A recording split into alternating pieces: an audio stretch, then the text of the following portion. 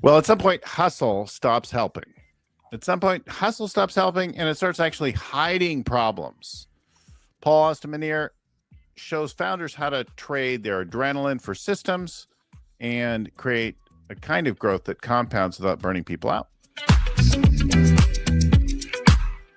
Hey everybody, I'm Bill Gallagher, scaling coach, host of this super excellent Scaling Up Business podcast show. We come to you every week and we try to help you grow your business. Hopefully here's something, a story, an idea that helps you see yourself, your business in a new way, gives you an idea to move forward, to up your game. So it comes to you every week. You'll find 650 plus episodes wherever you're getting this. And if you go to our own website, you can find out about our workshops and our coaching programs, things like that. That's all scalingcoach.com. So that's where you find the rest of it. Otherwise, like, subscribe where you are, turn other people onto it, share the love, and everything's much better. All right. So my guest today, Paul Austin-Menear. Did I say that right? Sure did. And kudos to you. Like most people kind of butcher the first half of the second part of the name. So like, good on you, man. I usually check but we were talking about other things and I just forgot. So I'm talking to Paul today. So Paul is founder of a company called Six Catalysts. It's a Toronto-based advisory that helps founders scale and with a little sanity. He's also writer-host of The Journey. It's a publication, a podcast focused on more sustainable kinds of scaling. He's a former leader at a company called Nanoleaf and helped shift things there. And he does some work as a fractional exec consultant, helping direct-to-consumer product kinds of companies install systems, right? Create things that are sustainable, that actually work, that work more than just your raw energy and hustle. Paul, welcome to the show. Great to be here, Bill. Thanks so much for having me on. So here's my opening question for you. What's the first moment that you noticed that hustle was maybe a problem, that hustle creates noise, that masks problems? Did you notice it in yourself and someone around you? Talk to me about the first time you noticed hustle was a problem. Yeah, all of the above. I would say as a leader, one of the kind of clear signs that you can kind of pick up on that hustle's becoming a problem is when your people who have been hustling their butts off for you are sick more often. More sick days, more absences, or even when you're kind of working with them, they're just not at their best, and you can kind of tell, right? Like even the most nose to the grindstone type individuals ultimately, eventually need rest, they need a break. And I'm also, one of those people. I've been in loops where I've just been go 60, 70, 80, 90 hours a week, right. And it catches up with you and you just kind of fall apart. And one of the things that I kind of came to eventually, this is probably about 12, 13 years ago. Now, at this point, I was working with a marketing agency in Ottawa, nation's capital up here in Canada. And it was a small team that I was working with. There were probably 10 of us or so. And there were two designers who had been just hustling, like they'd been given it. And one of them had a repetitive stress injury kind of come up, and she was out. So she had a couple of days off work, went to the doctor, wasn't working. And the impact on the team was felt kind of immediately, right? And that ended up costing us a bit of business because the client was unhappy and we missed a deadline because that one person in the two-person kind of little mini group within the team was out of commission. So, a lot of the time we tend to think, hey, let's not kind of overload on salary here. We'll just kind of like push and we'll grind and we'll hustle through it and whatnot. But what happens at the other side of that when things break down and you lose business because you didn't invest in resilience and capacity? That's kind of the question that I struggled with back then. And it's been a bit of a recurring theme. So it's something that's come up quite a bit over the years with me. It's interesting in our cultures. Cultures to varying degrees have to more or less hustle built into them, right? We think about some of the European cultures are better about taking their vacations and stopping work, for dinner and that kind of thing. Some of them are better than others. Even some fairly hardworking ones, like Germans, work very intensely speaking broadly, right? Not every German, right? Just like not every Spaniard takes a siesta. So there are cultural norms, right? So they work really hard, but then they take a vacation and they're pretty serious about it, right? In United States in particular, Canada, to a little less degree, I think. We will tend to have some of that like early Puritan work ethic, like, oh, we have like an obsession with hard work, and we're just lazy if we're not working hard. But then that creates problems. And in Japan, right, they had this thing where I have to work obsessively, and they had young people dying on the job in recent years, just out of exhaustion. So some places like have it in a bad way, and other people know that like too much hustle is a problem. Like we need to take a break. Yeah, and the rush to get to the finish line, which very, very few of us know what the finish line is when we're rushing towards it, right? That rush to get to the finish line is so all-consuming that we often get a bit of a reduced view on, this is a part of our life. So yeah, you absolutely have to work hard to be successful. You have to have goals. You have to be ambitious. You've got to keep your eye on the ball. But when you start going too hard, things fall apart and things break down. And you're going to find eventually that kind of hustle culture is actually a bit of a barrier to reaching your goals, the things that you want to get done, the objectives you want to meet, your vision for your life. I've always kind of felt that it's more important to pay attention to the steps in the middle than it is the beginning or the end. It's more important to focus on the journey. That's kind of why my podcast and newsletter is called what it is. Because if you don't really appreciate what's happening in the moment, then when you get to the finish line, do you really kind of look back on it and say, wow, that was worth it. It's something that I kind of encourage all of my clients to think about broadly. Let me underscore something before we move on. We're going to talk about the journey in just a moment, but the finish line, right? Let me just get to the finish line. Let me get over the finish line. The finish line in life is death. Maybe a slight finish line before that is retirement. In business, the finish line is when you sell and exit the company. And those are not necessarily the same thing, right? I could sell the company and support for 3 years.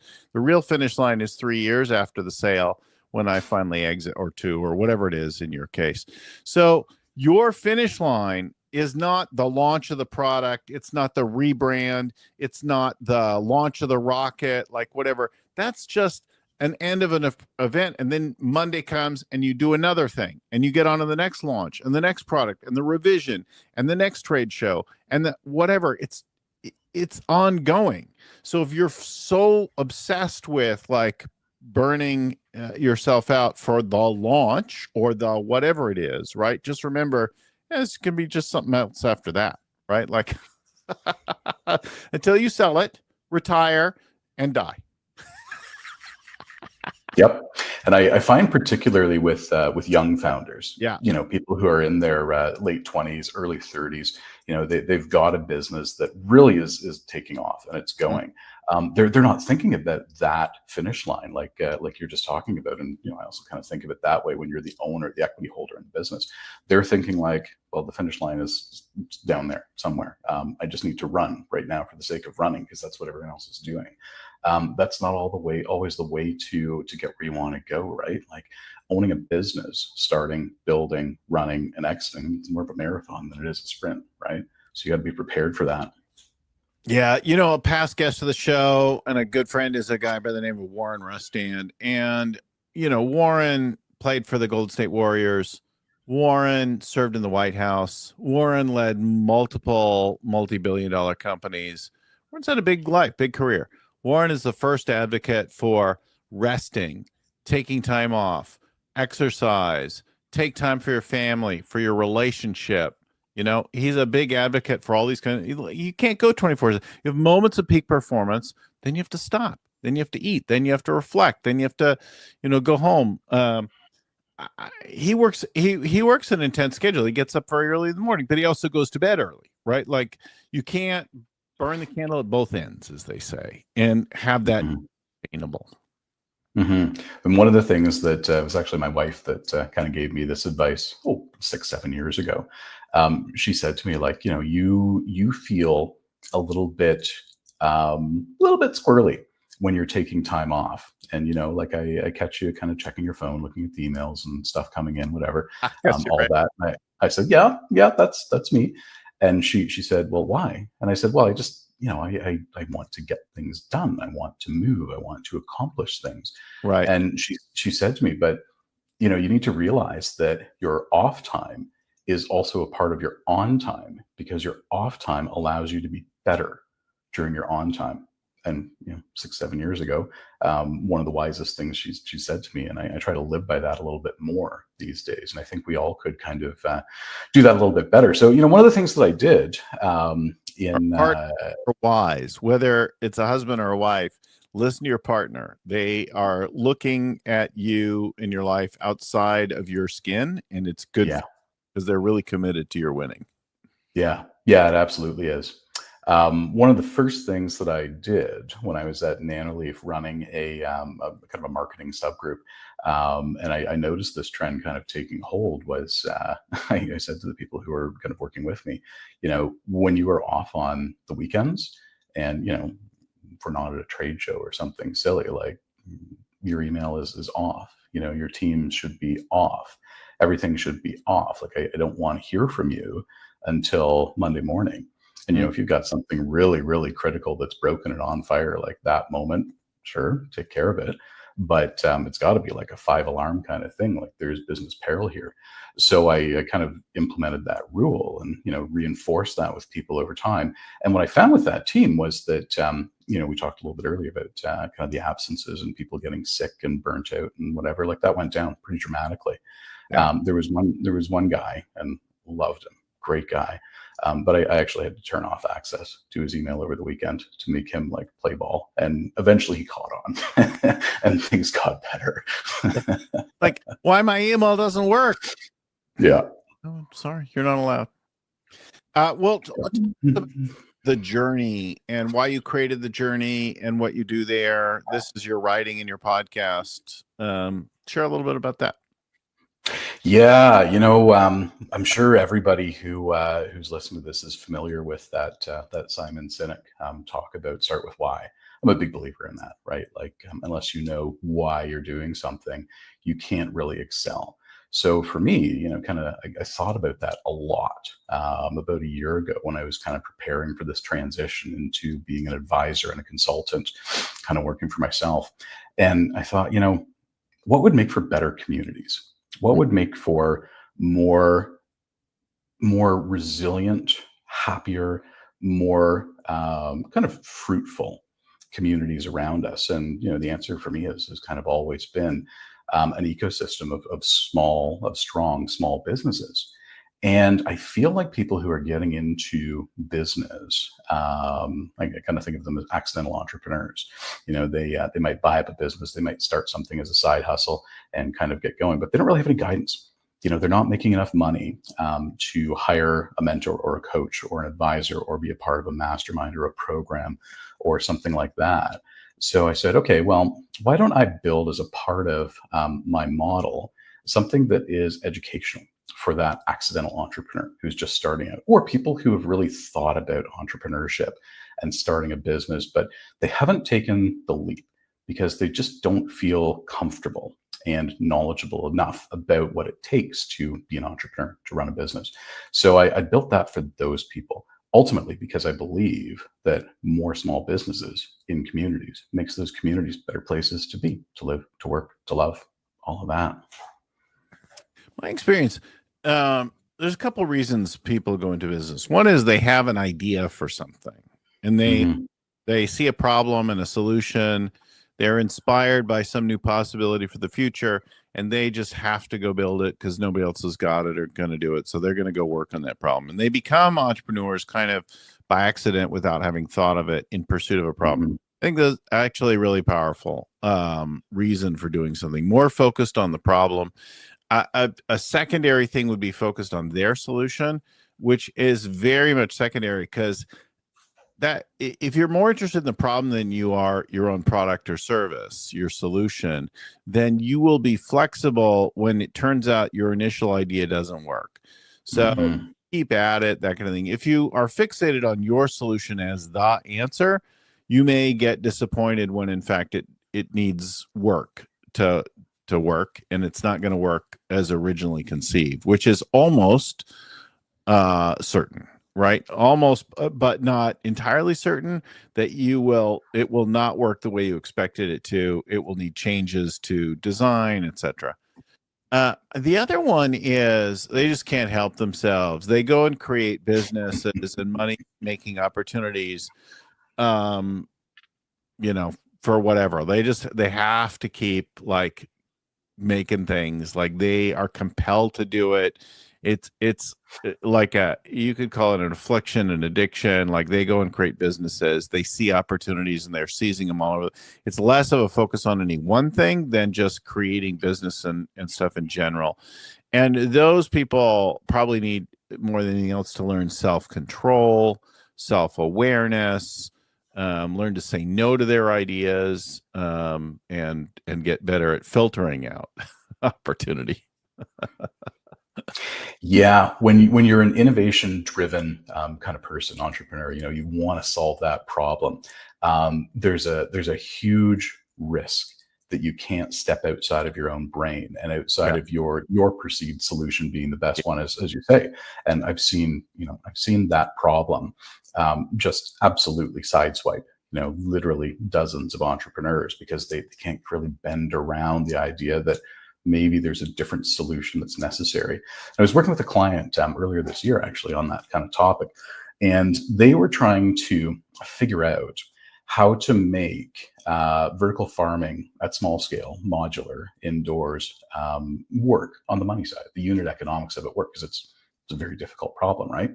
And one of the things that they were stuck on was, okay, we need to be able to build and deploy these things on site. So we need to have like kind of assets in local markets that can go and put up a shed or something, like an enclosure that's appropriate for this kind of condition. So we need to have partnerships, because we don't want to have vertical integration in construction. For a small company, that's kind of crazy when you're trying to serve an area as big as Canada. Even if you focus on one or two big markets, it's a bit of a challenge. And one of the things that we did early on when they were trying to figure that out was we did a bit of a road show, a bit of a tour around, and talked to people who would potentially use this solution. So, we went to schools that might have something, in their colleges. We would call them like community colleges here, but we went to kind of CJEP colleges here and said, okay, if you had this solution as a part of your program for your agriculture students or for some other program that's relevant, what would it look like? And they kind of rattled off, the different things that they would need and that they would want. And nowhere along the way did it say, come and build it for us. So that kind of got us thinking, and we went back to the drawing board a little bit and said, okay, well then, if we don't want to build these things, centralizing the production of them makes a whole lot of sense. What about a 20-foot shipping container? You can get those things, corrugated steel shipping containers, for a couple grand on the resale market, modify them, and then they're done. You can ship them to the site. So ultimately, that's what they went to market with, and the unit economics worked at that point because they didn't have to partner with these local construction companies to put everything together. So that's kind of an example of how, when you think that your idea is the best, talk to other people. They will often give you perspective and insight that you didn't have on your own. And it's a very powerful thing.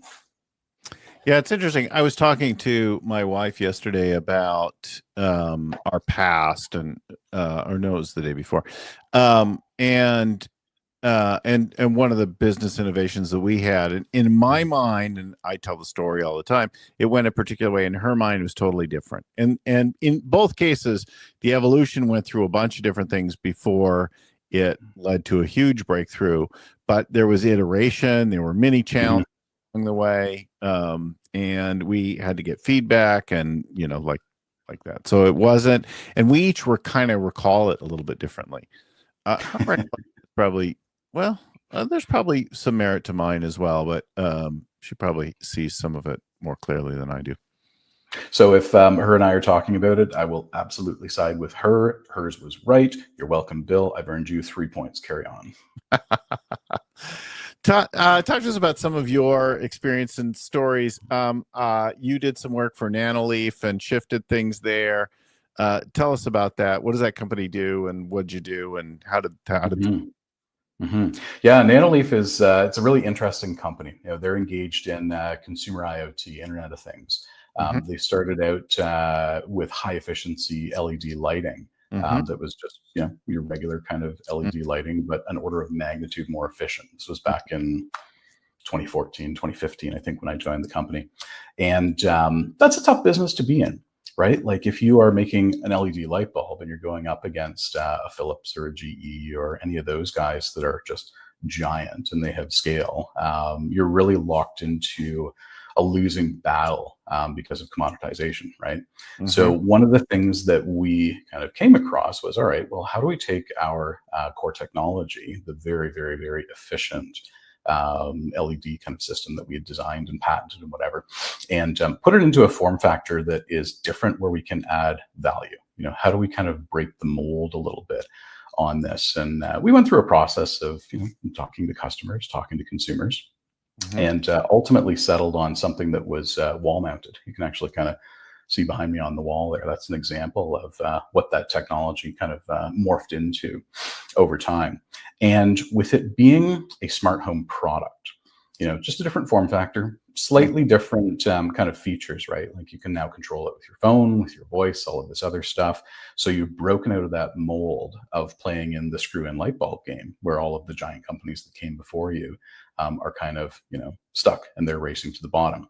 We instead started racing to the top and diversifying and taking that technology and packaging it up in different ways. And ultimately, that turned into a very innovation-driven company. And one of the things that that I was kind of deeply involved in, kind of around 2018, 2019, was figuring out that use case for the consumer. Like not how would you use this, but what are you doing in your life? Trying to tease out those patterns of unmet needs, right? So we were doing a lot of that. Over the course of my time there, I led marketing groups. I built the kind of e-commerce program. We went from selling in maybe 10 countries when I started to just over 100, 110 when I left last year. It was an interesting journey. So I touched kind of supply chain, I touched marketing, internationalization, operations management, which is kind of where my passion for support people with systems so they don't burn out kind of came from. Where did your own career go through a change? Where did you realize you weren't on a traditional corporate track? I think there was a conversation or something that was pivotal for you. What was that?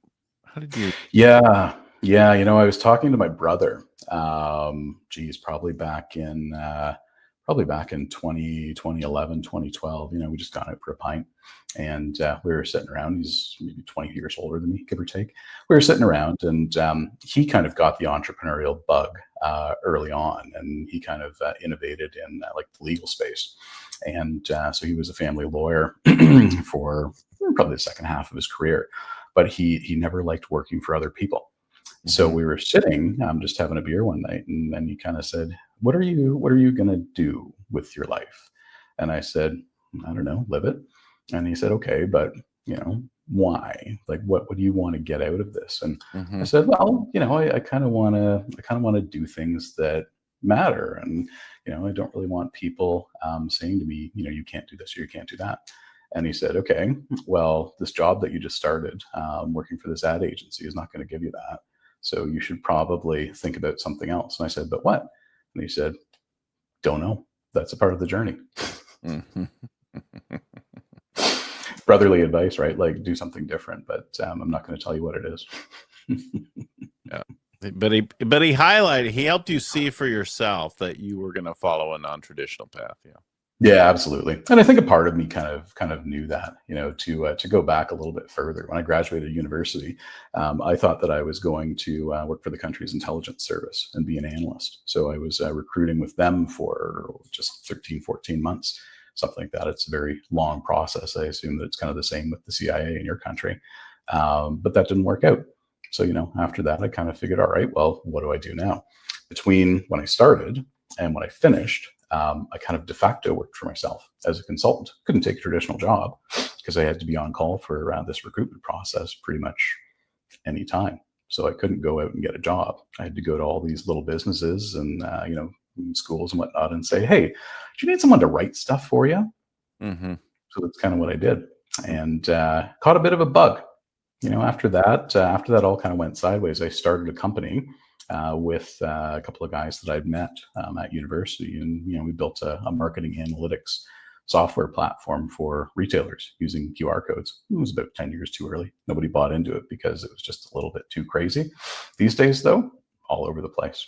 So I always knew I'd have a bit of a non-traditional pathway, and it was really only after that conversation with my brother that I embraced it rather than trying to fight it. It's funny how some things will struggle to find their home, and then something happens and they're good forever. QR codes, right? QR codes were never going to go anywhere until the pandemic. Pandemic happened. People started pulling menus and things like that. Everywhere you went, there were QR codes, and we were scanning things to see it because we were in the beginning afraid to touch anything. Yep. And it's funny technology too. Like I really love that technology. It's been around since the 70s. Toyota originally used that technology to track inventory through their supply chain. So, you've got 2 million little like plastic knobs or whatever that go on your cars. How do you keep track of that in a manufacturing environment, especially when they're, 3 countries over? For them, trying to build out that just-in-time supply chain, the answer was QR codes. Patent expires decades later. People start fiddling around with them, using them for other things. But consumer adoption, in the pandemic, you're right, they really exploded. The key technical kind of barrier that disappeared, though, was support for QR codes was built into every smartphone. Your camera app can read them. That wasn't always the case. When we were building our company, Clever Analytics, 2012, 2013, around there, you had to download a special app to be able to read these things. And that was a big barrier, right? You're a consumer. You don't know what this thing is. You need to be educated. You're in a retail environment. There's lots of hustle and bustle. You got 2 kids in tow. Are you going to stop and download an app? No, you're not. I remember coming into a company and starting to, like, for the first time, learn the company and what they did, and shadowing all the different people. And there were things around the packaging and the labeling of the products, and we had a person whose job all day was to label and relabel things. Like some items would get labeled more than once, and I just thought that was insane. I'm like, here's a whole job of something should never be done on shore, should always be done at the factory, should be done once and never again. Like, why would we ever do this? And people told me, well, barcoding is very difficult. There's like special equipment and software. And I'm like, is it really though? Like, let me look into this. And I didn't know a lot about it. So I look into barcodes, QR, like all manner of visual coding. And then also the embedded codes, right? The little base things. And I'm like, actually, this stuff's pretty easy. Like, a lot of people, they make fancy industrial scale printers and scanners and things like that of all kinds, but it's not that complicated. There's a symbology, like, we can do this. And so, like, we did this, and people are like, oh my God, it's going to be a big investment. I'm like, no, there's scanners for like $50. You could buy them and hook them up. And they're like, oh, you need special software. Well, you could, or you could just hook it up and put it on a entry point in your existing site. It's going to be fine. And like, we revolutionized. Now I had to tell the people involved, you are a good person. We're going to find another job for you, but we're getting rid of this thing you do. Your job's going away. Like, we'll find something else. Don't worry. Like, help me get rid of your job. Yeah, and it's crazy to think. You're absolutely right. Like, it's not difficult, especially now. You look at those classic kind of 1D barcodes that you see on absolutely every packaged good everywhere in the known frickin' universe, and all that it is like the width of the line and the width of the space between the lines represents a number between 0 and 9. That is it. It is very, very basic stuff. And the software that you use to generate those barcodes, it's open source now. The thing that's always been difficult with manufacturers, especially established ones, is the legacy hardware and the legacy software.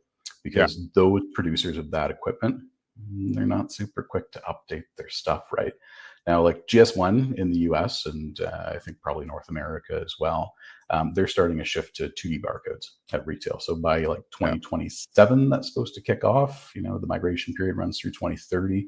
So it's a great time to be a brand if you want to innovate with barcodes, which sounds absolutely crazy to say because it's a flipping barcode. Who cares? There's a lot of cool stuff you can do with those barcodes, though, right? Like kind of the classic example that I was talking about with a CPG food company that I do a little bit of work with here to get them prepared for that was, okay, when you guys sell your stuff into these small indie shops or these kind of like regional chain grocery stores, your terms are that you have to kind of just take, you know, shrink of 2 or 3% for spoilage or whatever. Like it just comes off the bill. There's absolutely no accounting of any of that. And that just comes off your bottom line. You got to build into your price, right? Yeah. Okay, good. That's always how it's been done. And a big part of that is they need to account for the best before and the expiry dates through the supply chain. So what they're basically saying there is like, okay, you need to give us 3% like, you know, margin for shrink. They're saying 3% of the time, we're not going to be able to get this onto the shelf quick enough to sell it to a customer before it goes bad. But with these 2D barcodes, you have all this information embedded in that little code that speeds up your supply chain. And on the safety side, you can also put a block in with the retail, like the software where you're kind of scanning stuff at the checkout. And if the best before date in that product is like past, it will not let you check it out and sell it to the customer. So you think about the cost savings on recalls, right? Mm-hmm. Like how much do grocers spend on recalls? You know, producers of dairy products, especially, how much do they spend on recalls for stuff? It's a lot. Mm-hmm. Yeah, I think all those kinds of, like, you could have bad things, you could track things, right? And then today with AI, you don't even need barcodes to read and interpret certain things, where in the past I might need a barcode to convey a machine readable information to get your device software to read something. Today I can take a picture of something and like read that, add that to my calendar, you know, and AI agents are going to be able to do that for you. I mean, already, like your AI can already read a picture of your handwriting, even if it's as bad as mine. Yeah. You know, I'm kind of there with you. My joke, my wife kind of jokes, you know, anytime she sees me having written something out, especially in cursive, she kind of jokes with me like, you've got the handwriting of a doctor, but I don't see our boat in the harbor. What went wrong here? As we were getting ready, you talked about a story about consumer feedback with a consumer tech business. Talk to us about that. Yeah, you know, this actually kind of stems from a lot of my work with Nanleaf over the years, being involved in, pardon me, in product development.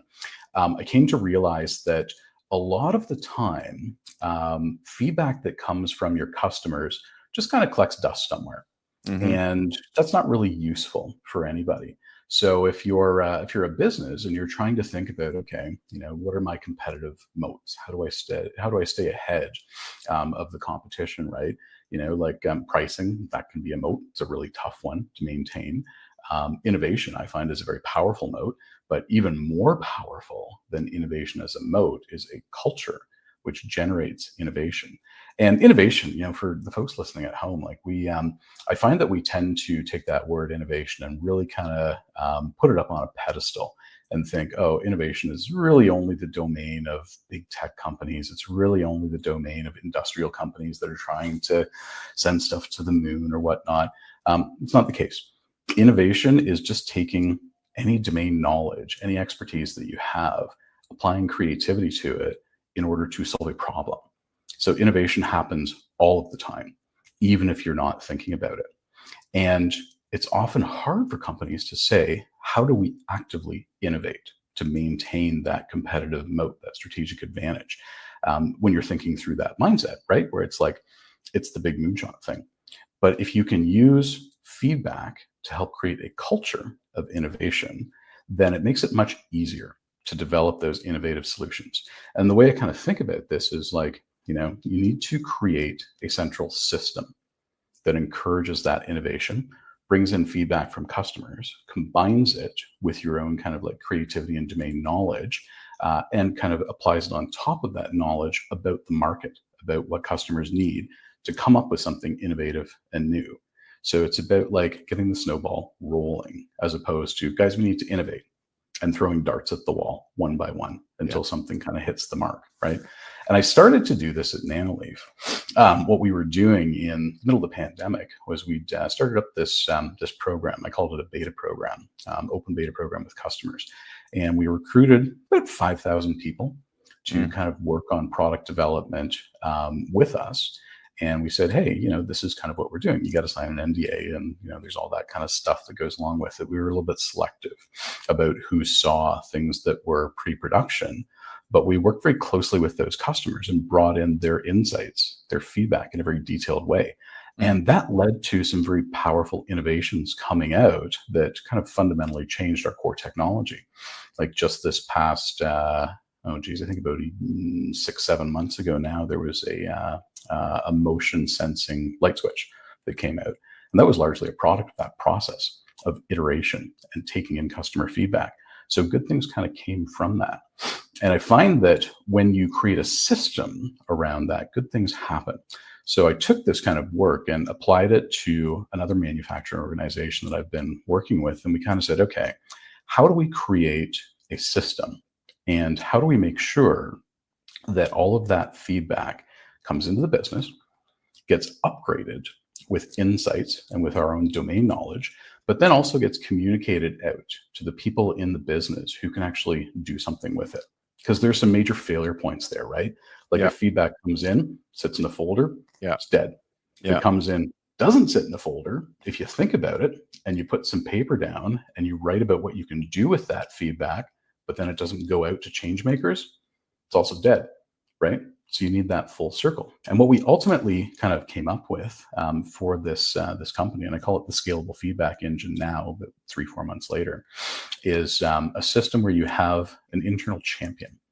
And that person is like, they're your champion, right? They're in charge of making sure that the feedback is coming in, whether or not they're collecting it themselves. They're in charge of going through it personally themselves, grading it, classifying it, thinking about what you can actually do with it. And then they're also in charge of facilitating the conversations with stakeholders in the org who can make change around the insights that they put together. And it's a remarkably effective system at getting things flowing and keeping them flowing. And when you incentivize your people and you say, okay, we're going to let you share in the wealth that's created from this through a certain structure of bonusing or performance incentives or whatever else, you actually get people kind of orientated towards innovation, and you get them thinking about how they can help build the business and how they can help grow the business because they share in the upside. I'm a big fan of incentive structures like that. It's interesting that getting feedback loop like actually acted on and pushed all the way through. Yeah. Just, we had this insight and there it sat and did nothing. I think is really interesting. And I maybe there's a relationship here, but one of the other things that I noticed in our research was you talked about unsexy GTM or unsexy market, right? What do you mean by that phrase? Why is that important? Is that related all to this? Yeah, a little bit. I think of go-to-market, and I think a lot of folks think about go-to-market as like, hey, we're launching a new product or we're going to enter a new country. So it needs to be big and we need to plan. We need to put a lot of financial investment into it and get ready to make a splash. That's one path. And you can absolutely do that if you have the capital and the resources and the staff capability to do that, the expertise and knowledge. But another path is to take the unsexy route. And for e-commerce companies in particular, it's never been easier to kind of take what you do to an international market.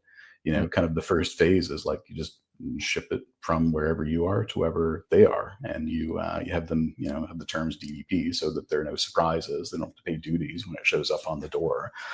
You kind of go at it that way. Then as that market kind of grows, you start investing more into it, right? You start investing more into localized marketing.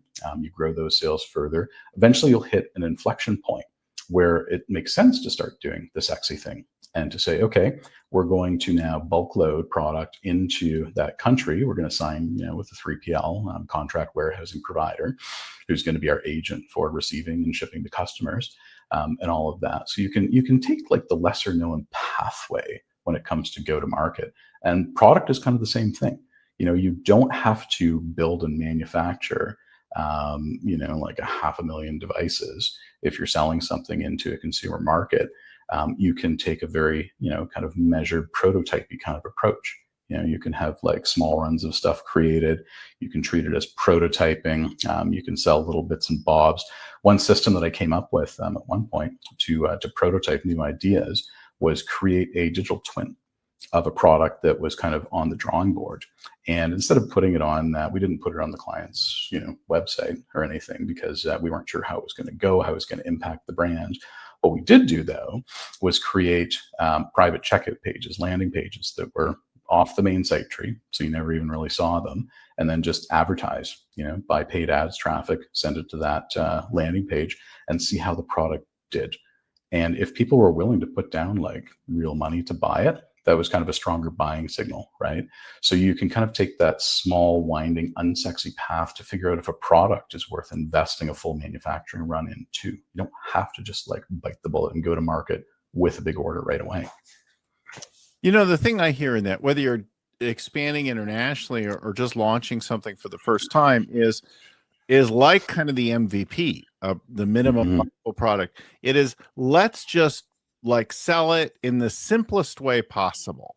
Let's just do something to someone and then see if that goes a little further, and then take a little further, rather than let's build out all this stuff. And then what if it bombs in that country or that market or that kind of thing? And you spent all this time planning something, it just ain't working.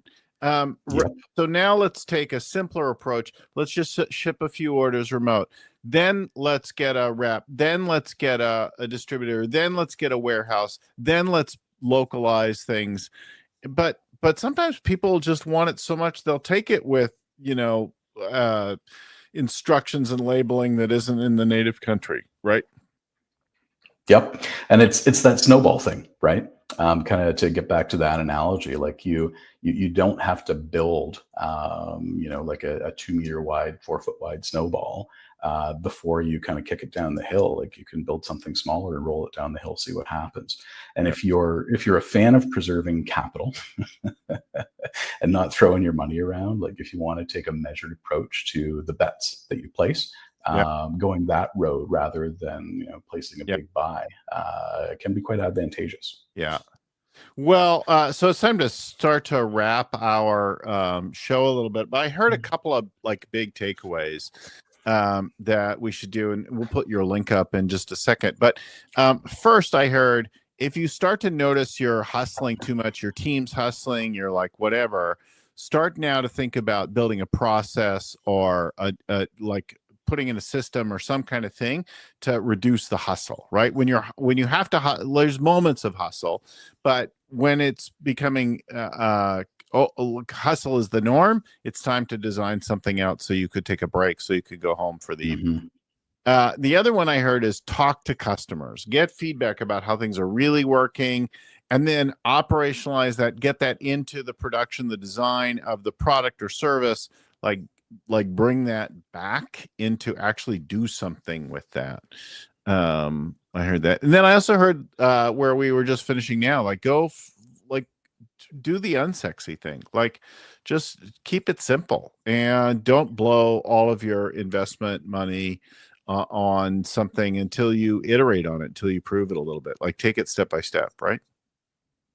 Absolutely. His show is called The Journey. His show and podcast called The Journey. You can find that wherever you find it. Your show and your shows and that kind of thing. But 6catalyst.com is the company. 6catalyst.com. It's there on screen. We'll put it in the show notes as well. Not too hard to remember. Spell it all out. 6catalyst.com.